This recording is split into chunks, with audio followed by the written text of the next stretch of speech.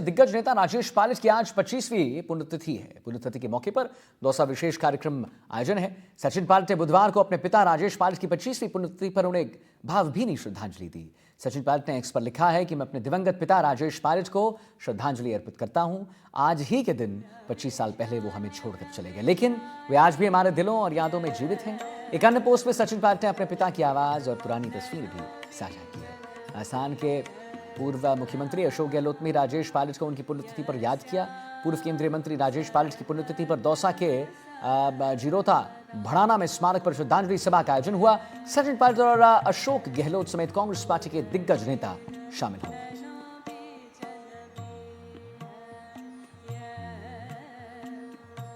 एक नेता के रूप में उन्होंने पार्टी की नींव को और मजबूत किया, युवा नेताओं को भविष्य के लिए तैयार किया।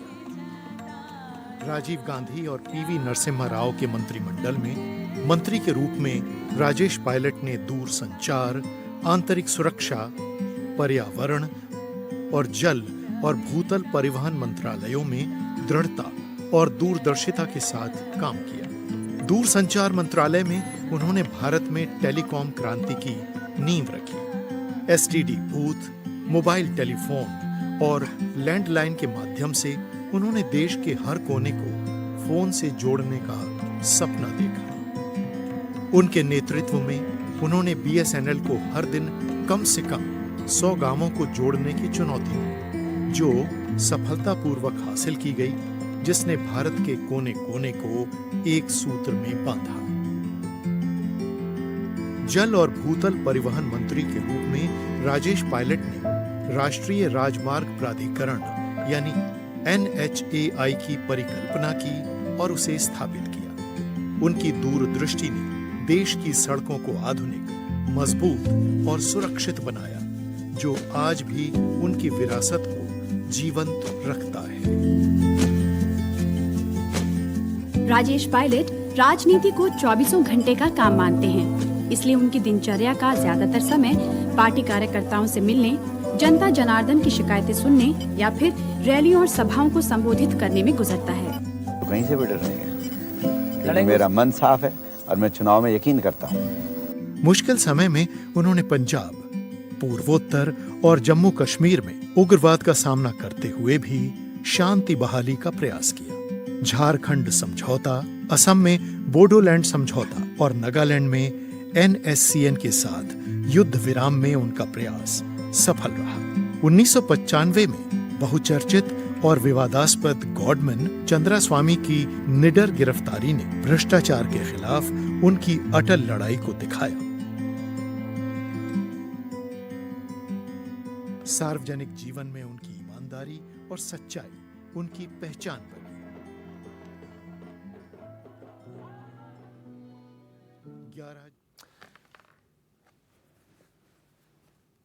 और हर्षा कुमार सिंह जी हमारे साथ जुड़ी हुई हैं इसी खबर पर और जानकारी देने के लिए। जी हर्षा जी, क्या वहां पर अभी स्थिति है, क्या कुछ देखने को मिल रहा है?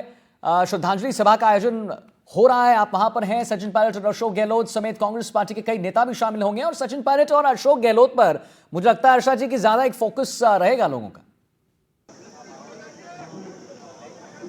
जी बिल्कुल, देखिए अब श्रद्धांजलि सभा करीब करीब खत्म होने वाली है। अब राजेश पायलट पर एक फिल्म दिखाया गया है, उनकी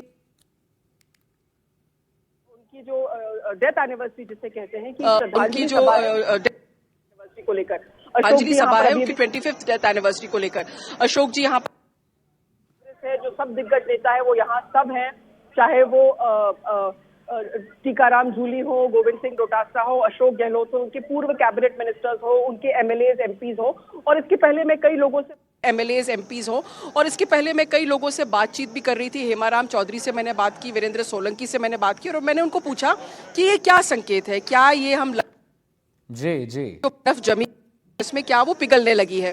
तो सबने यही कहा कि उनको लगता है कि अगर कांग्रेस एकजुट होएगी, एक मंच पे आएगी, उसका प्रदर्शन बहुत बेहतर सही रह सकता है। तो कांग्रेस के लिए ये संकेत सही है, कार्यकर्ता उत्साहित है, लेकिन अब राजनीति में जो कहते हैं लास्ट वर्ड कहना बहुत मुश्किल होता है।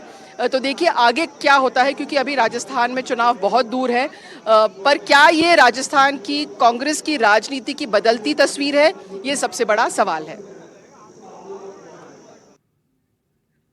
चलिए, बहुत बहुत धन्यवाद करेंगे हर्षा मैम महत्वपूर्ण जानकारी देने के लिए और वहां पर तमाम मंत्रीगण से बात करने के लिए।